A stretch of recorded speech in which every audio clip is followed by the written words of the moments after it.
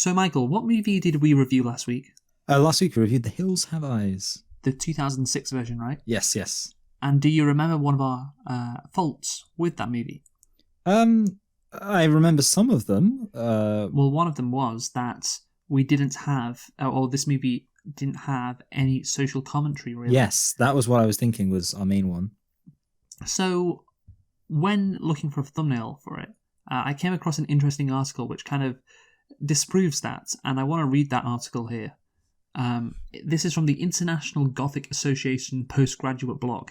Of course. And it's called Post 9/11 Discourse on Gothic Gore in Alexandre Age's The Hills Have Eyes. So, okay. Are you ready for this? I am. Very much so. It is apparent that a post 9/11 discourse undertaken to convince the American people that attacking Iraq was tantamount to attacking terrorists and others who threatened the United States is discernible in the visual and narrative tropes of The Hills Have Eyes. Age's 2006 remake of Wes Craven's earlier horror classic spans the connection between discourses of terrorism and what Richard Jackson notes as the politics of fear.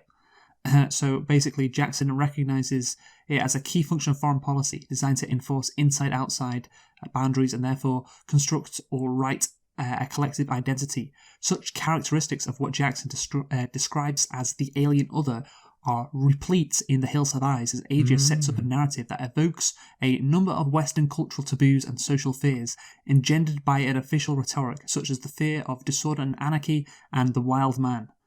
Which is the savage barbarian other.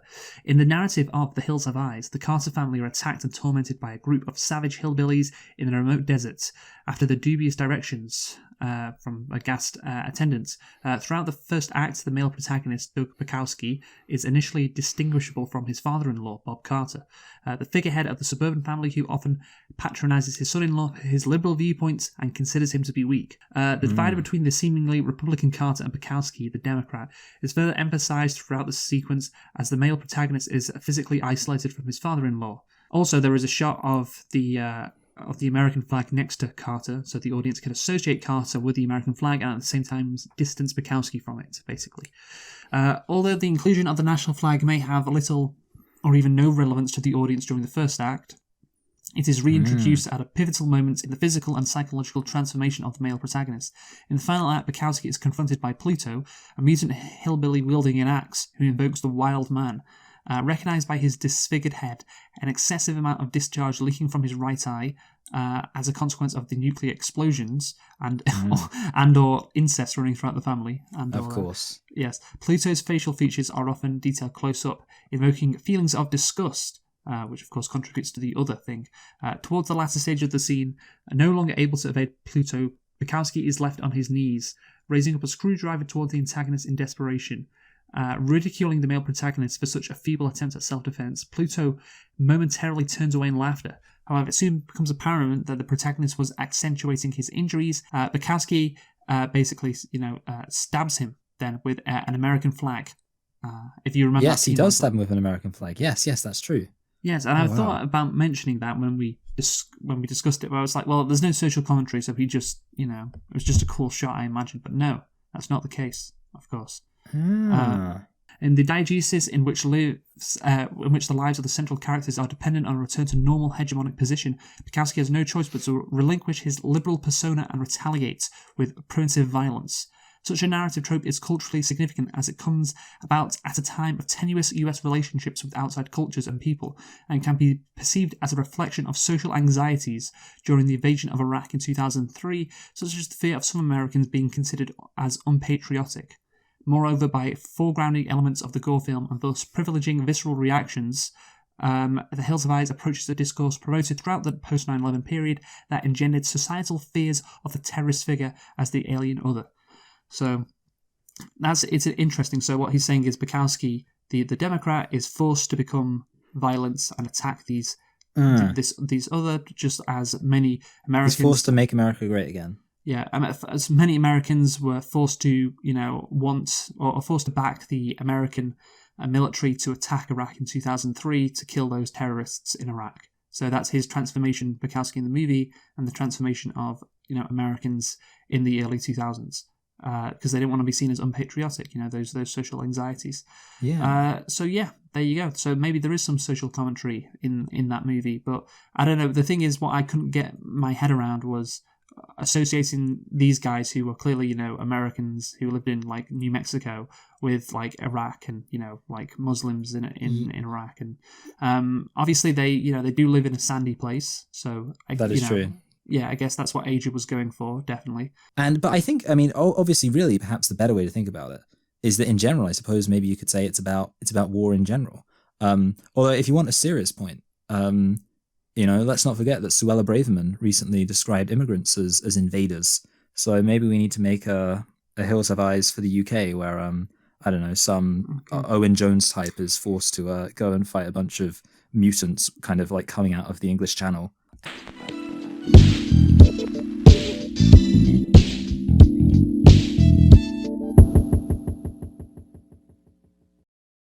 Hello and welcome to Select and Reflect, the movie review podcast where we look at films that have come out in the near and distant past, we give them a couple of watches and evaluate them beyond first impressions. I'm your host Michael, and I'm joined as always by my co-host Luke, and this week we are actually recording on Halloween, but as this goes up it will technically be the end of Spooktober, but as long as it's all about when we record, isn't it? So yeah, we're recording on Halloween itself, and we're finally finishing up, kind of completely abandoning the original conceit of the theming, because it was supposed to be not very good remakes, whereas this time we're just looking at another slasher film that we just haven't done yet, and it's kind of a pretty famous one, and it is I Know What You Did Last Summer.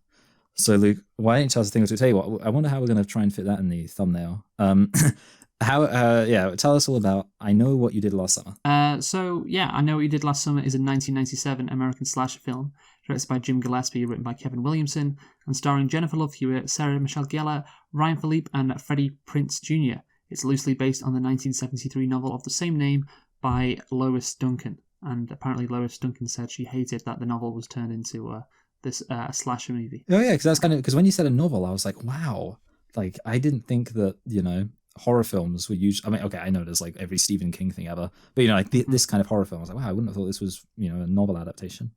Yeah, and of course, I was wondering why this obsession with like fisherman stuff, like what's the deal with that? And it's like, oh, it's because it's based off a novel, so that makes sense, and this could also be set in Maine, perhaps, like a Stephen King novel, Yeah. Although I feel like it kind of seemed maybe like it was a bit sunny.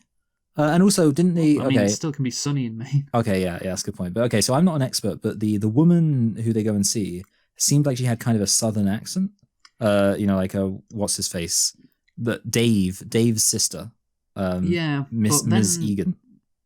Well, maybe Florida then. I don't know. Yeah, well, I was thinking. So if you were to ask me, I would have guessed like one of the Carolinas. That's what I would have guessed. So I'm looking. The author, Lois Duncan, who sadly is not with us anymore. She did live in Florida. She was killed by a hooked man. Yeah, it doesn't say that on her Wikipedia page. Actually, to be fair, it says undisclosed causes. So, but her body was never found. Yeah, basically, she was living in Philadelphia. Well, she was born in Philadelphia, Pennsylvania. So perhaps it's set in frickin' Maryland, or actually, what's next? No, New Jersey's next to Pennsylvania. No, so is Maryland. Somewhere around the Mid-Atlantic, maybe, is where the they have a lot. Makes sense. Oh, because they got crabs. Yeah. So that would make sense, right? So yeah, let's go with that. Let's settle on Maryland for where I Know What You Did Last Summer is based. Although there are a lot of cliffs. Are there cliffs in Maryland? Maybe, I don't know. Yeah, I don't think there are. Who the hell knows? Well, I didn't look up, and it when trying to look up where it was set, it told me where it was filmed, and it did mention California, which is, they make a lot of movies there. I don't know if you knew that. And I believe I'm right in saying California does have the odd cliff. Yes, it does. Yes, definitely. Yeah. Anyway, so we'll get back to I Know What You Did Last Summer. Who cares where the movie was set? Who cares what you did last summer? The movie was released on October the 17th, 1997. Of course, this is our 25-year anniversary that we are doing here for I Know What You Did Last Summer. And like you said, we're filming on Halloween. It's not been a very spooky day, to be honest, this Halloween, because it's just rained a lot. Yeah. We didn't get any. Well, we don't usually get trick or treaters because drugs and candy and all that. But yeah, we didn't get any to this year. Yeah, chucking it down. weather's just been awful. So, yeah, not a very spooky Halloween. But anyway, let's up the spookiness with I Know What You Did Last Summer. Michael, can you tell me what the budget was? Okay, so I haven't in the past gone too wrong with 15 million, and I kind of feel like. So I am trying to think like whether or not any of the, because I know Sarah Michelle Gellar, that's her name, right, is Buffy the Vampire Slayer, but I think that came out after this. Well, we're gonna talk about that. Okay. Well, yeah, but that's making me think like I don't think anyone in this film was like a, and obviously it's got Leonard from The Big Bang Theory, famously at his height was making £1 million per episode, but again, or $1 million. I don't think it was quite so famous, before then. So I don't think anyone would have cost too much money. I don't see why it wouldn't have been similar to the other films, 15 million or thereabouts. He didn't command enough salary yet, did Leonard? He wasn't having Leonard. to go, what the hell are you talking about, to an autistic gay Yes, you autist. That's what earned That's the big what pays bucks. the big bucks. Yeah. Yeah, I mean, is look, fine. it's not. Look, Sheldon is autistic on The Big Bang Theory, right? Yeah, that's true. Yeah, It's not an like insult. that's just a fact, Anyway, can you please tell me, Michael, what the budget was? Did you guess? I did guess 15 million. I said 15 million. Well, you know what? You went for all reliable, and again, it was close. It's 17. Yeah, it is reliable. So, wow. yeah, no good. There's clearly a set budget for these type of movies. Yeah. Michael, can you guess what the box office was for this movie? That's an interesting one. Because like this film obviously is pretty classic. Like I think a lot of people know about it. But I don't know if, because I feel like Scream, for example, was a big hit. I don't know if this film was like a big hit, but I mean, I'm still gonna go for like a decent amount. Like maybe it made like 80 million. Okay, you're not under half. Okay. Because it's actually 125. Okay, so yeah, it was not bad at all. Yeah. Yeah, of course. You mentioned Scream was a big hit. I'm gonna have a look here. Scream 1996, which of course we reviewed last Yes. Halloween, last Spooktober. That was 173. Okay, yeah, so I was at least right that it made more. Yes, and they were of course both written by Kevin Williamson. So he wrote both of these movies, and we will compare them later on in the review. But Michael, tell me, did you like I Know What You Did Last Summer? I think for like this film also kind of felt like what it said on the tin. I feel like several of these films, there were things I liked. There wasn't really anything that I actively disliked. There was nothing in this film where I was like, oh, that's so bad. I mean, okay, there was like some nitpicky stuff where I was like, oh god, okay, that was a bit stupid. But it wasn't. There was nothing that I really disliked. But there were some things which I was kind of like, it's a bit boring. So overall, but there was some stuff I was like, okay, yeah, that's good. So I guess on balance, that means I thought it was slightly on the better side of average, but I didn't love it at all. I think that this was a fine slasher movie. It does what it says on the tin. It is a mystery movie, which I think is naturally intriguing, as like why is this killer not killing us? Why is he tormenting us? And which is a bit of a twist on what normally happens, and like who is he as well? And it's all very interesting when you're trying to figure stuff out. So let's do nitpicks first, Michael. How many have you got? I've got 3. I've got 1, so I'll go first. So right at the start of the movie, of course, when they hit the guy, why when it is in the middle of summer, it's 4th of July, can we see their breath at night? All the kids. It's surely not that cold. I don't know if you could see their breath. It's pretty damn cold. Yeah, I didn't. Yeah, that is true. Yeah. It has to be cold. Yeah, it has to be quite cold, very cold. Sarah Michelle Gellar, wasn't she wearing like a skirt? She must have been freezing. I don't know. Yeah, that's yeah. weird. I didn't. Yeah. I'm not gonna lie. I didn't actually notice their breath, but that is. Yeah, no, I know, because I was like, wait, this is going to be summer, right? And it was a bit distracting, but anyway. What are your 3 nitpicks? Yeah, so much for global warming, by the way. The first one is the guy they hit seems to roll over in when they hit him with their car, but then he seems to be in front of their car. And I was a bit confused by that. I wasn't, because like they hit a guy and he definitely rolls over the car, but then they stop the car and I swear his body is in front of the car. I don't know, like that seemed like it was so obviously wrong that there must have been a reason for why that was the case, but I'm not sure. So yeah, and then when Barry is being chased, this is bordering on not a nitpick, but because it is pretty dumb, he runs away from the car rather than just sideways. Obviously, that's like a classic meme. Like, if you run sideways, yeah. And this is the final one, which is aren't most teens survived by their parents? And this is with reference to the fact that there's a story about the kid dying. So when they find out about this kid dying, and then it says, the daughter dying, and then it says she was survived by her father, blah blah blah, the fisherman. And I was like, to be fair, like that seems like a weird thing to write when you're talking about like a teenager. And of course, it's just convenient for the plot because it then allows them to know that piece of information. Yeah, no, I think that's a good point. They should have had her father give a quote in the newspaper, perhaps. Yeah, that would have been good, yeah. Yeah, in terms, that is a weird thing to say. So anyway, let's get on to the plot of the movie. So the film centres on 4 young friends who are stalked by a hook-wielding killer 1 year after covering up a car accident in which they supposedly killed a man. As they celebrate their high school graduation, the 4 friends are involved in a hit-and-run accident when their car hits and apparently kills a pedestrian on an isolated roadway. They dispose of the body and vow to keep the incident a secret. A year later, somebody starts sending them letters, bearing the warning, "I know what you did last summer." Roll the credits, Michael. Absolutely. Yes, the film draws inspiration from the urban legend known as The Hook and the 1980 slasher films Prom Night and The House on Sorority Row. So, yeah, that's what it does. I think obviously, this movie is clearly influenced by urban legends and urban myths, as the movie says, which we'll get into. But overall, in terms of the plot, what again I said before, which keeps it kind of intriguing, is the mystery element. People, the kids trying to investigate what's happening, and of course they can't go to the police, and that actually, it's like sometimes people in movies don't go to the police, and it doesn't make sense. Yeah, but obviously I think this does make sense, right? That they wouldn't go to the police.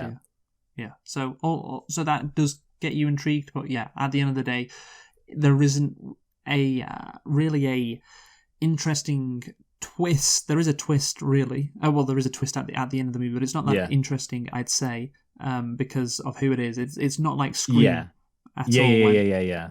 Like when you find out the answer, you're just like, oh yeah, okay, that makes sense. Scream, it's like, oh, there's 2 killers. Well, that's fascinating. Yeah. That's really nice. Or the twist at the end of Hot Fuzz, the whole village is killing people. Yeah, no, all good. What there's more than one swan? It's just no. It's, exactly. It's just the one swan. Yeah, no luck catching those swans. Then it's just the one swan, actually. Yeah, great stuff. Hot Fuzz. We will hopefully review that one day. What a great movie. So on July the 4th. So let's just kick off with the beginning of the movie. Oh, unless you got anything else to say on the plot. No. We can just jump into the beginning. Okay, on July 4th, 1996, in Southport, North Carolina, Julie James and her friends Ray, Helen, and Barry drive to the beach. While driving, they accidentally hit a pedestrian. Julie's friend Max Nurick, that's his last name, passes by them on the road. Julie reassures Max of their well-being, and he leaves. The group decides to dump the body in the water, but the pedestrian wakes up and attacks Helen. She struggles, and he falls into the water. The group flees the docks and swears to never discuss what happened. So just basically going over what the setup to the plot is. Is there a supernatural element at play here? It is possible, I guess. Yes, this was an interesting thing I was thinking as well, because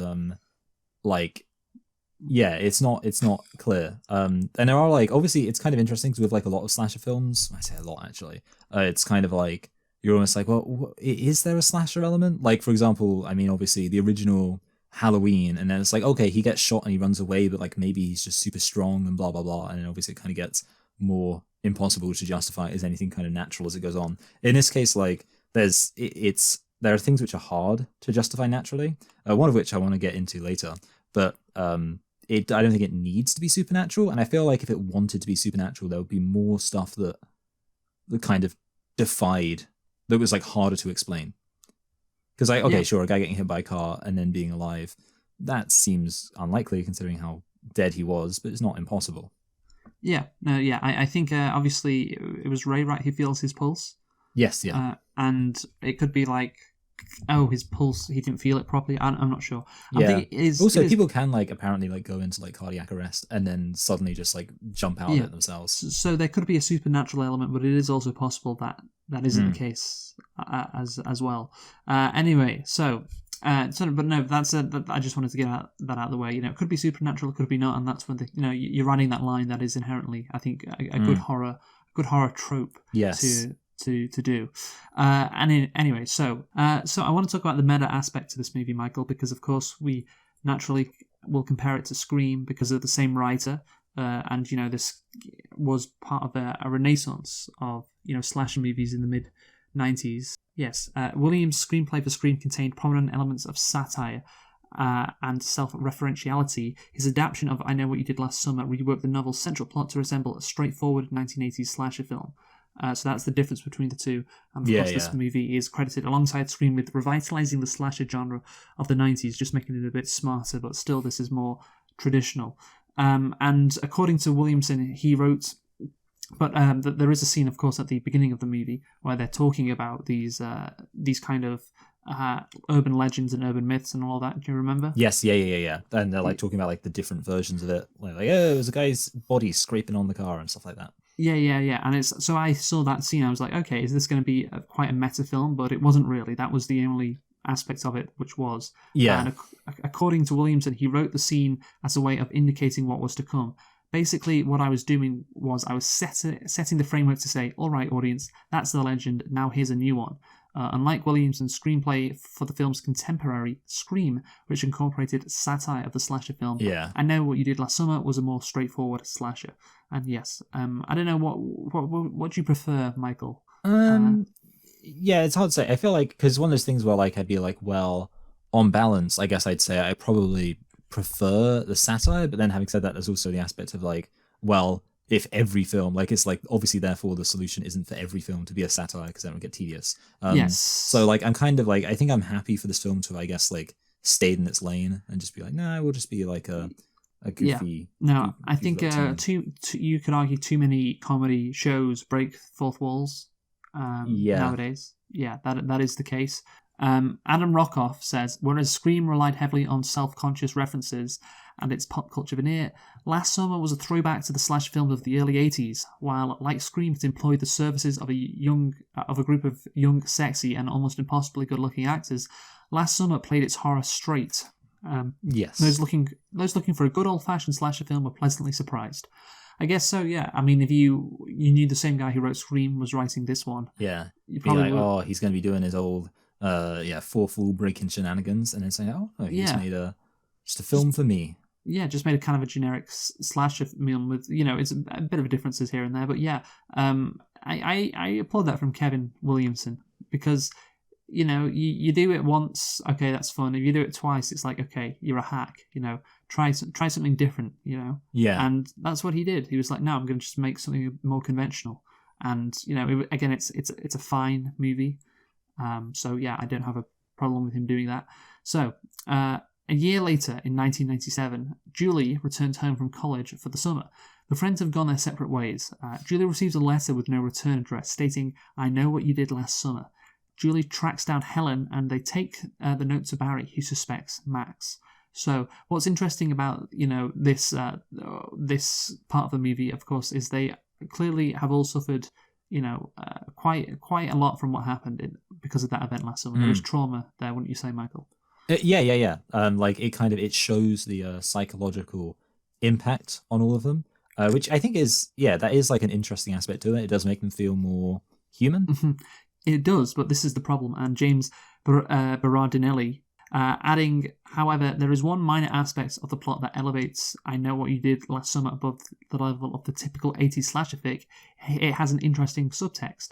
I'm referring to the way their lives and friendships of the four individuals crumble in the wake of the accident. Guilt, confession, and doubt build in them until they can no longer stand to be with each other or look at themselves in the mirror. And that is true, obviously. You do get the sense that these characters are broken, some more than others, but yeah, especially Julie, of course. She's just completely broken. And that is interesting. However, this is the problem, and Berardinelli continues. Sadly, this potentially fascinating element of the movie is dismissed quickly to facilitate a higher body count. And as I said before, a few extra deaths can only make a slasher movie better, right? ? So he's saying, all this, trauma, and it's kind of dismissed, isn't it? Like, and that's what I found watching the movie. I was thinking, oh yeah, like these characters felt really real at the start of the movie, particularly, of course, when they get back from college, and they all reunite, and it's like, oh yeah, they still have this trauma. Like that's interesting. But then throughout the movie, it's like, oh yeah, all that kind of disappears, and they just become determined to find this killer. And you might as well not have had these scenes, at the start of the movie. Yeah, I feel like once their like life becomes under threat, it's kind of like they're just like, well, yeah, at that point, they don't have any real guilt about it. I think by the time their life is under threat, they don't really have much reason to feel guilty. It's like, oh, that survival instinct can really overcome the emotional trauma, I guess. Yeah, no, but I think it'd be nice if that's, you saw them a few times, really. Yeah, maybe like a kind of line about like, we deserve this. Yeah, something like that, or just talking to each other, and one of them breaks down in tears. It's like, yeah, it's kind of weird how it's just forgotten, all that trauma throughout the movie. Anyway, so Max, of course, Leonard, as well. Yes, this is again, it's who's the actor again? Goodness me, yeah, you know what? Actually, he's somewhat well known. I know his fucking name. I think that's it. It's Johnny Galecki. Oh yeah, Galecki. Yeah, Galecki. Yeah, again, God, this is so hard for him, man, being in these horror movies. So it's so hard for him. It's so much easier just being in a nice warm set with the TV audience laughing at every line you say, as you just go, "Are you crazy?" to that autistic gay retard. No, sorry, he's not retarded, is he? No, he's not. I can't actually remember any of them. Like I've seen some episodes, and there are some lines I know. But yeah, unfortunately, the only thing I know is Bazinga. Bazinga.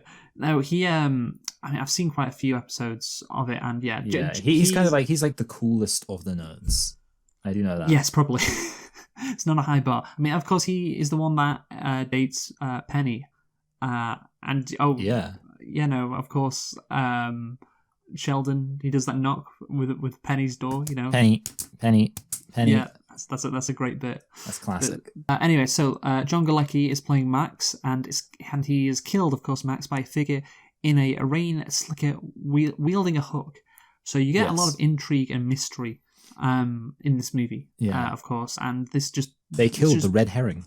Yeah, exactly. They immediately kill the red herring, and that is, again, intriguing, like I just said, but this is my question, Michael. Why would the killer kill Max? Yeah, so okay, this is an interesting point because it's something I was like thinking about. Like the fact that like the killer, he doesn't really have a motivation almost, or like rather like the killer, like they want to play it both ways, and obviously we'll get into who the killer is later on, but like he's not a kind of Michael Myers style or Jason whatever psychopath. Derulo. Yeah, Jason Derulo, psychopath. But because he's got a specific motivation, but then he does seem to just kill a whole load of random people for basically no reason.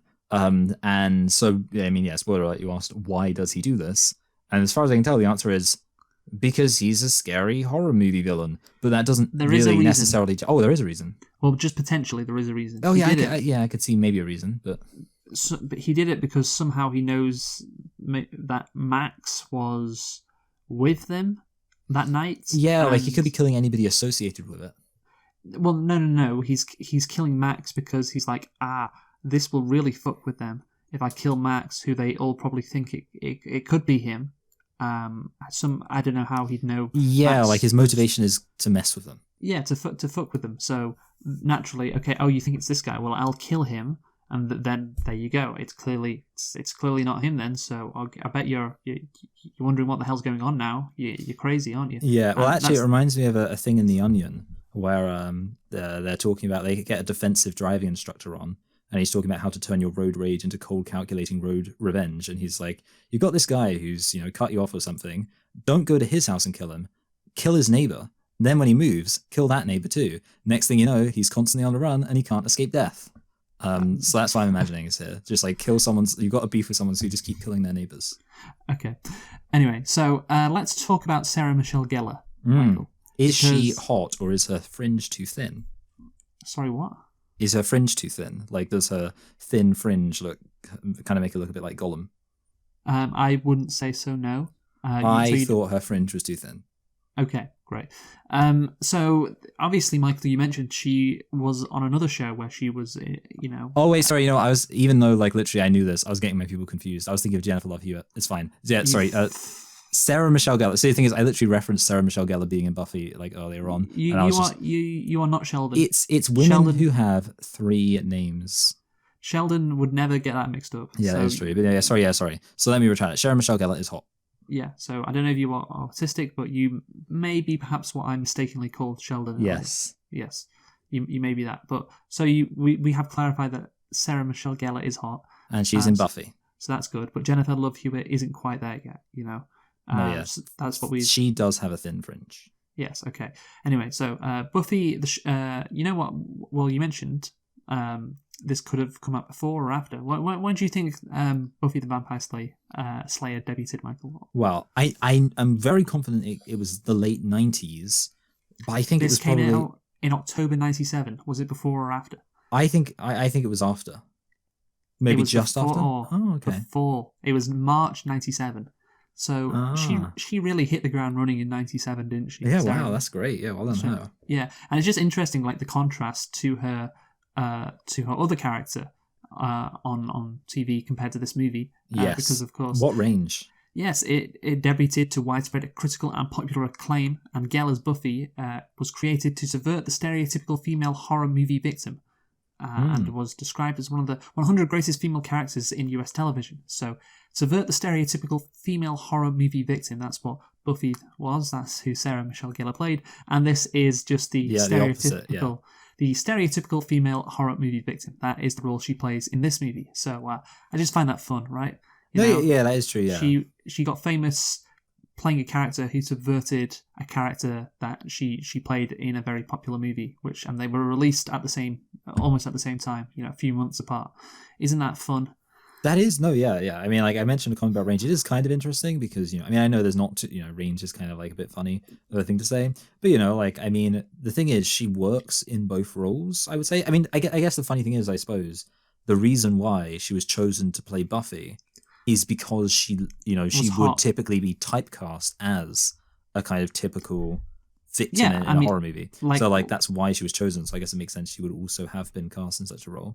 Yeah, like she wasn't. Yeah. I Know What You Did Last Summer. Exactly. So I guess it validated their decision to cast her in Buffy, because if the whole logic was, we'll cast her in Buffy because she seems like she'd be a typical, But again, was Buffy the Vampire Slayer kind of subverting or to be harsh, mocking this movie?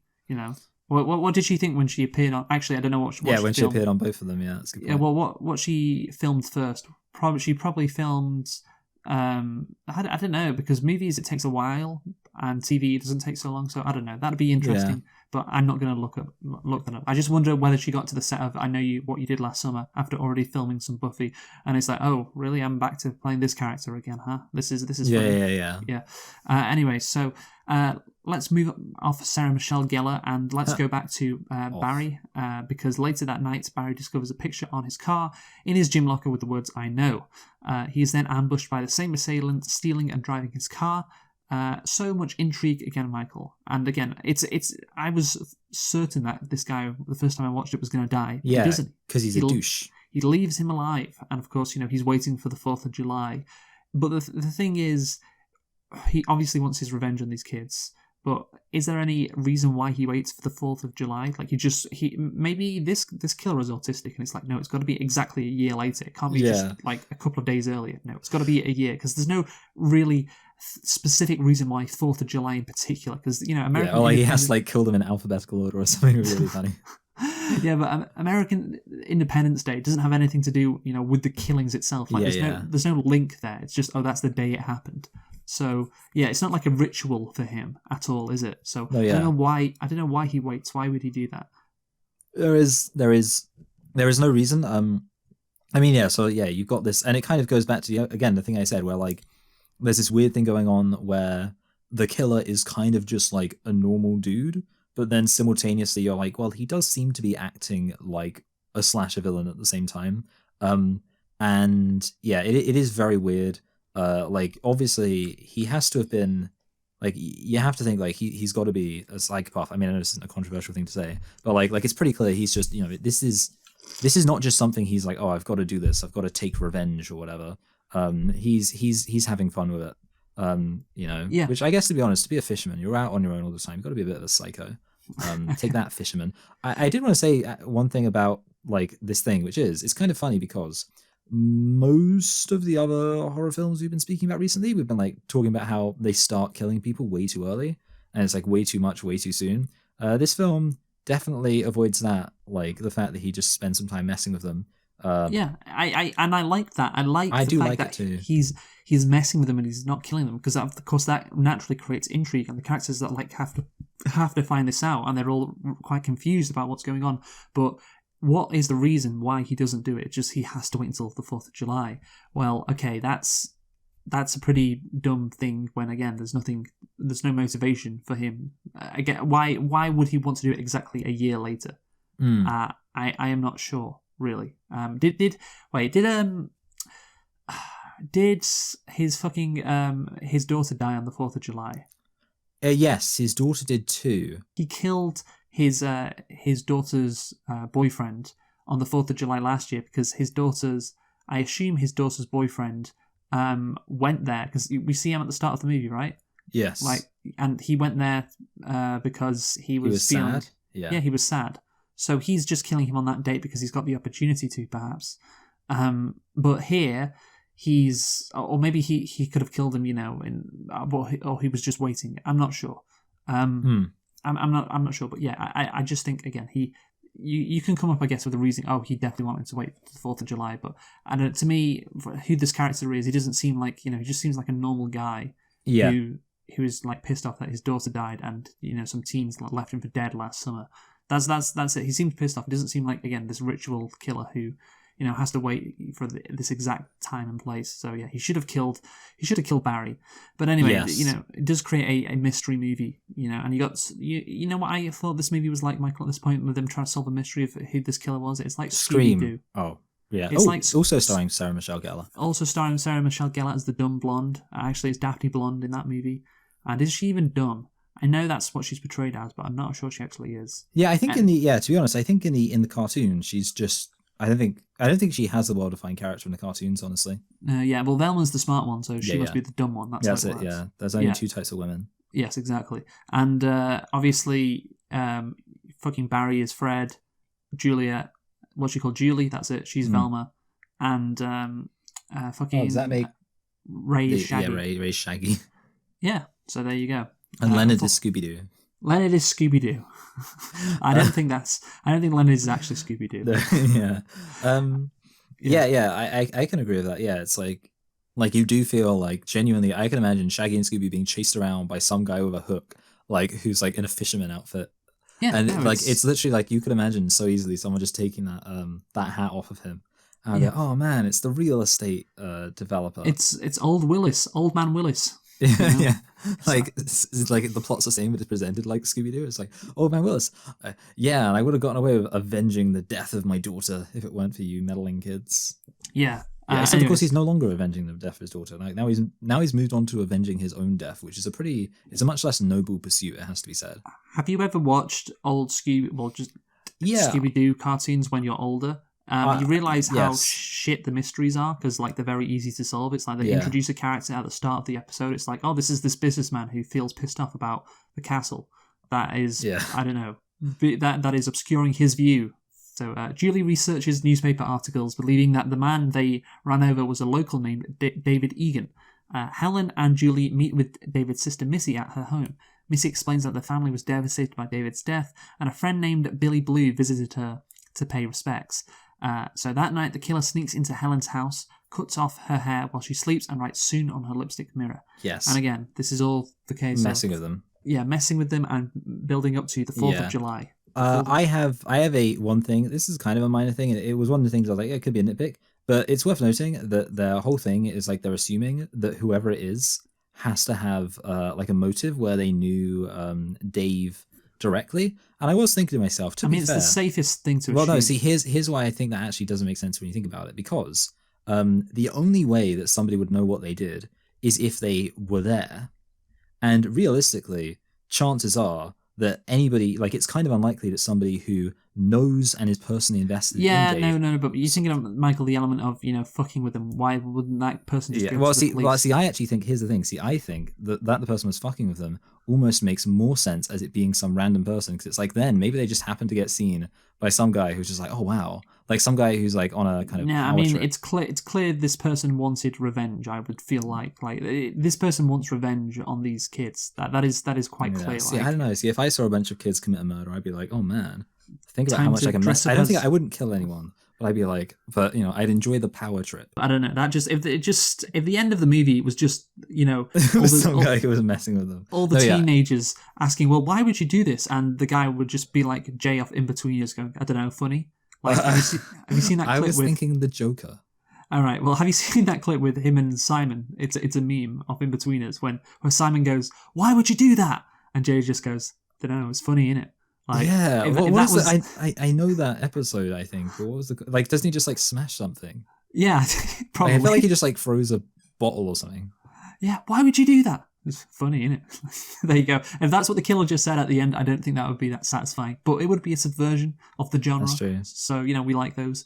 Anyway, so the following morning, Julie finds Max's corpse wearing Barry's stolen jacket, covered in crabs in the trunk of her car. This could be a nitpick about how does he get all the crabs removed. Yes. So this is, how I was like, oh, sometimes it seems supernatural, blah, blah, blah. Yeah. Well, I genuinely think that him getting all of those crabs and a dead body out of the car, by the way, in like a residential area, is more supernatural than him surviving being hit by a car and thrown in a river. Like, I can believe that a guy can get hit by a car, thrown in the sea, and survive. I cannot believe that someone can do all of that stuff. Yeah, I was thinking there's one plausible explanation. Yeah, he had a duplicate of the car. Oh, see, that sounds. You know what? See, I have a slightly, I think, other explanation. Maybe he like fitted in the car, kind of like a false kind of bottom for the boot, so that way he could lift it all out. Because I'm sure it smells like crabs. Yeah. Also, no one made a "you've got crabs" joke. Terrible. Yeah, I mean, it wasn't really the time for that, was it? No, yeah, that's true. Yeah. Anyway, so Julie, Helen, and Baron confront Ray about the recent events. The latter claims to also have received a threatening letter. So this is interesting. The same guy that wrote Scream, he is writing in another possible red herring, but never really indicating that it would be a red herring directly. But he must be under the assumption that the audience is thinking, oh, is it one of them who is the killer? And of course, it would be Ray, because he's the only one that hasn't been targeted by the slasher.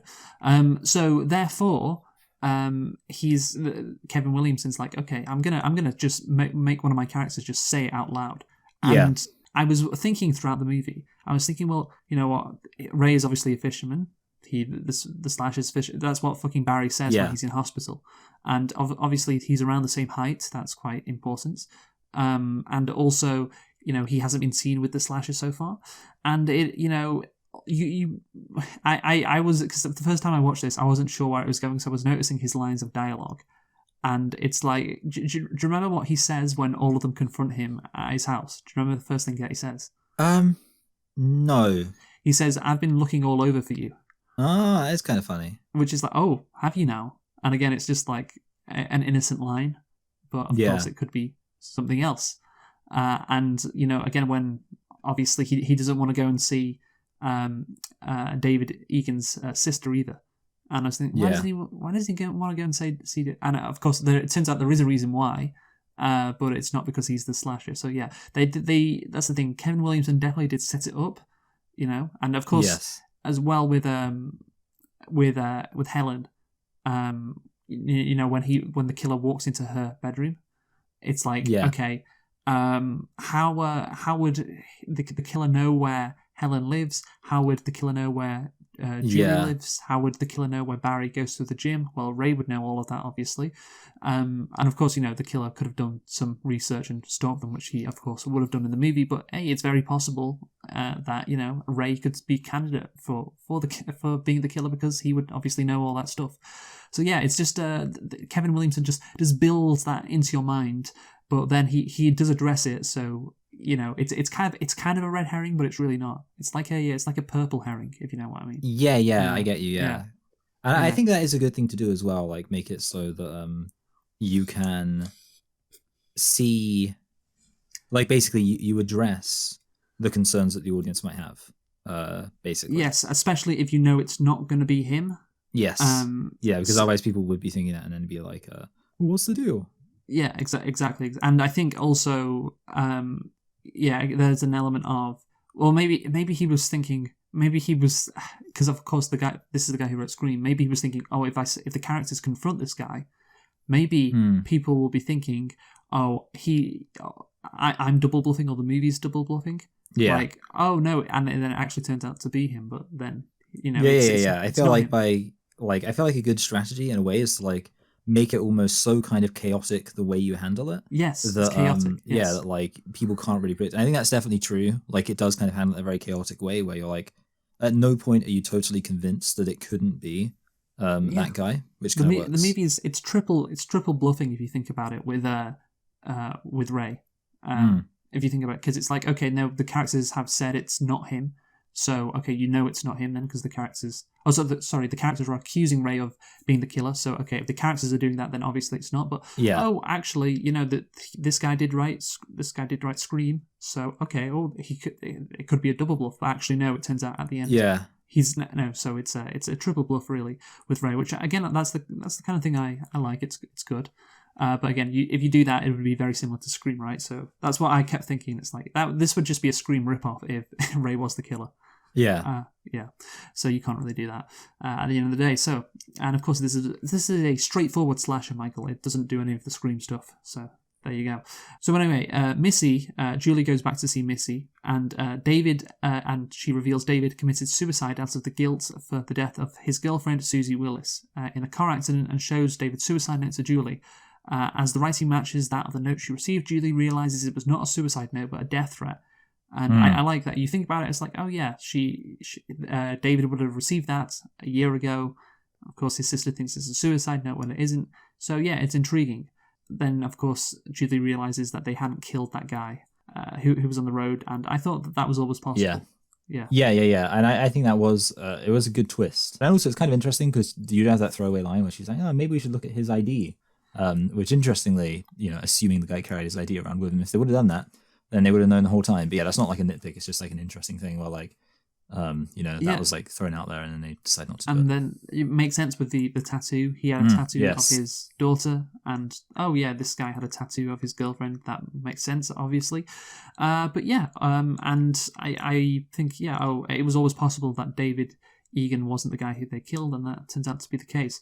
So now we get to the murdering portion of the movie, Michael. So Helen witnesses Barry being murdered on the balcony, and it's a kind of a dumb scene. Yes, yeah, I think this is probably the silliest scene. Like she's pointing and like nobody's looking. Everyone just treats her as hysterical without like looking up to where she's clearly seen something. Like Yeah. Like I don't know. If I was a character, I would like look. Yeah, up I'd and look see. up where she was looking. Yeah. Yeah. I don't know. Maybe there's some symbolism going on there. I don't know. Anyway, the police officer escorting Helen home is killed as well. Of course he is. And Helen runs to her family store where her sister Elsa is closing for the night. The killer enters the store and murders Elsa, and then obviously murders Helen. And of course there's an ongoing parade, so nobody can hear her screams. Again, symbolism perhaps. I don't know. Nobody can. Everybody's looking at this thing and not looking at the killing of this girl. Like in horror movies. I'm not sure. Yeah. So death is happening. The killer is going on a rampage. Some kills, and I would say, is it scary? Kind of. I would say it's kind of scary, this part, because I was certain Elsa was going to die, which of course she does, but I wasn't sure with Helen, Sarah Michelle Gellar's character. What did you think? Is this movie scary as a whole, and were you scared in that part? Yeah, I wouldn't say. I guess I wouldn't say I was that scared, because I guess there was like a sense of like, oh, things could happen. I think it definitely helps that like all of the characters get built up way more and like way more established. So there is kind of a sense of like tension as to what could happen.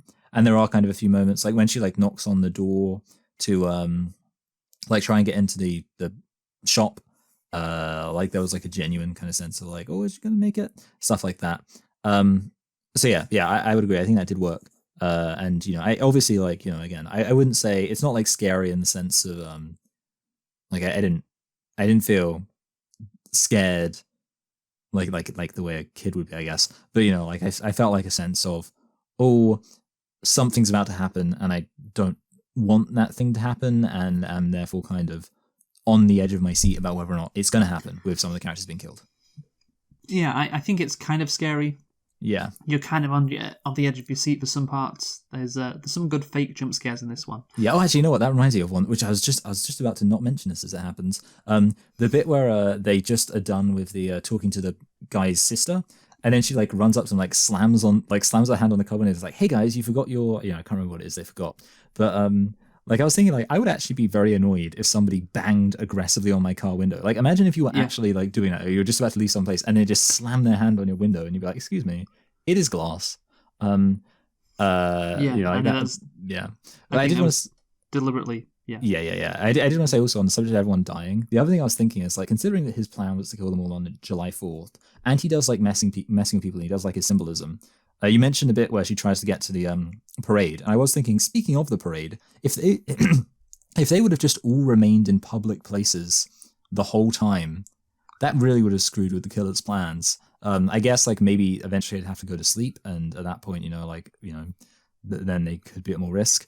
But yeah, certainly their actual plan of all kind of splitting off and going to separate places where any of them could easily be killed was very much playing into the killer's hands. Yeah, that's fine. Like I know the killer's, it's a horror film. Killer's got to do some slashing. Yeah, exactly. Yeah. So yeah, overall in scariness, yeah, kind of scary.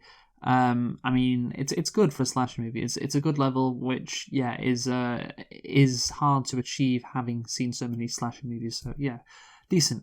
Anyway, so Julie finds an article mentioning Susie's father, Ben Willis, and realizes Ben was the man they ran over moments after he killed David to avenge his daughter. So that's the thing. Julie, it is a bit of a jump, really. It makes sense. And yeah, obviously, I mean, yeah, he's a fisherman. And to be fair, there are several moments in this film where people just see somebody wearing like that kind of fisherman's hat, and they're like, "Oh, it's the killer." So they're very convinced, even though they live by the coast. So, yes. Yeah. But yeah, I think overall, it is a kind of a good twist. Like, oh, it's this person who we thought we killed. It's not actually him. That's a nice twist. Yeah, I did like that as a twist. But the guy that they killed, or they thought they killed, is actually the one trying to kill them. It's kind of a basic twist. It's like, oh yeah, that's kind of the thing you'd perhaps assume, given it's a horror movie.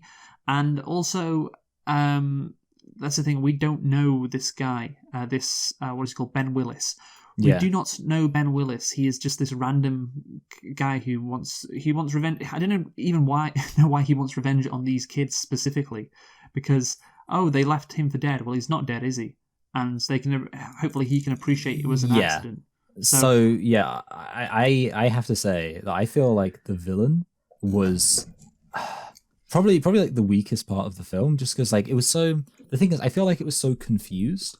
Because you have the fact that like this film feels like it wants to kind of be like a slasher film, but like usually in the slasher films, like the villains kind of feel important. The interesting thing is, of course, that there is actually a sequel to this film called something like "I Still Know What You Did Last Summer," and nobody cares about that. Yeah. And the thing is, you do realize, like, imagine if this film like spawned like a franchise like Friday the 13th, things like that, and you just had this fisherman, you'd be like, which I mean obviously I'm not saying like every villain has to be franchise worthy, but it does kind of speak to the fact that there is something in watching a Friday the 13th film where you're like, oh man, it's Jason, I recognize that. It's just a 55-year-old fisherman who was pissed that some kids like hit him with a car, which was completely, again, accidental. Yes. Yes, and they left him for dead. Well, he's not dead, is he? Like, like he's like, he seems like just very annoyed. Like it's almost like, it seems like from his perspective, you'd think it's almost like a mild annoyance. Yeah, and I wouldn't really care that much if that happened to me. I'd just be happy I got away personally with murder. That's what my concern would be. And it seemed like I did get away. Okay, I was left for dead, but I survived. Well, I fuck those kids, but Yeah, and also it depends on your priorities, because it's like, okay, like if you're like, I don't know, a mob boss or something, then you're like, oh, you can't let that stand. But like the thing is, he's bereaved of his daughter.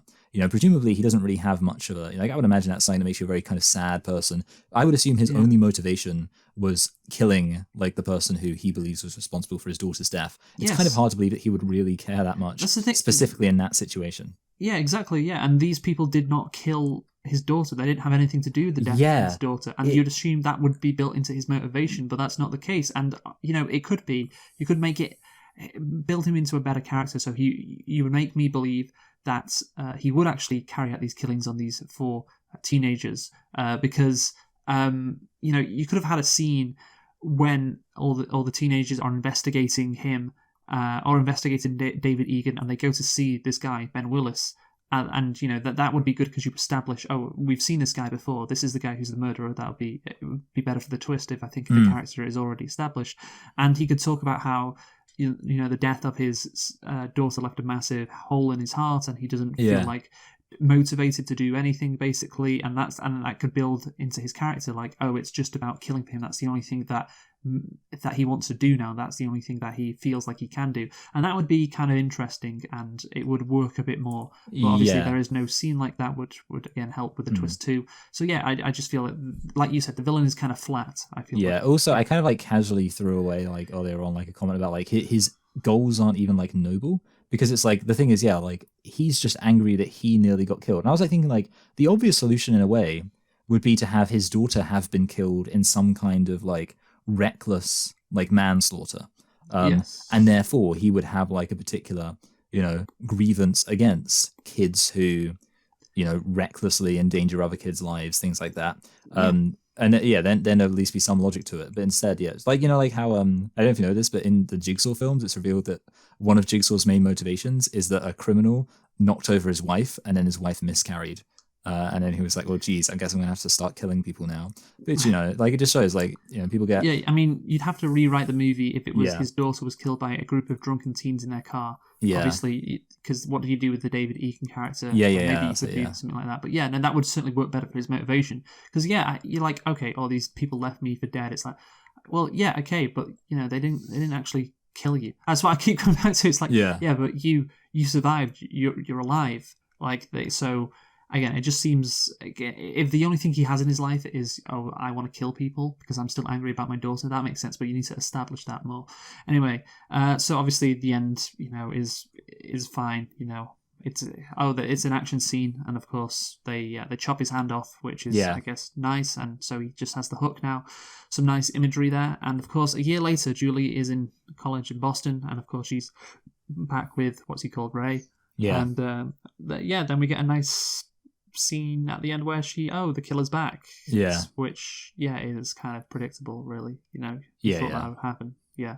And again, that thing can just be ignored if you want to do a sequel. Yes, exactly. Yeah, exactly. Yeah. So overall, sorry, I'm not really concluding. I'm just saying that, I would agree that you have to end it on a scare, Michael. Yes, exactly. That's it. Yeah. It's one of those. I felt like there are a few films like that where it's just like they have like kind of unnecessary scares. The Descent is a good example. Remember when we watched The Descent and like just randomly at the end, like she gets in the car and then like her friend like turns around and she's like a zombie or something. It's just a thing I like to do sometimes. Anyway, let's conclude. Michael, you go first. Yes. Okay. So basically, I suppose pretty much I liked everything about this film. Really, you know, again, I can tell there are a few things, whatever, except for the villain. Like, kind of. I mean, you know, there's also well, I was going to say, like, there's the weird thing of, like, the supernatural stuff, like, the stuff which doesn't really make sense and is kind of silly if you're, but then, like, that kind of comes to the villain. And obviously there's the question of, like, well, why is he messing with them? But that comes down to the villain. Like, the big problem, like, the characters are fine. I think it was a good move to have it so that the characters don't get killed off too early. You spend time with them. It wasn't really expanded on too much, like, the trauma they went through. But the fact that he even bothered to address it at all, I guess, kind of makes them seem likable. The characters weren't so bad. I suppose you could say Barry's a bit of a dickhead, but, you know, it's not.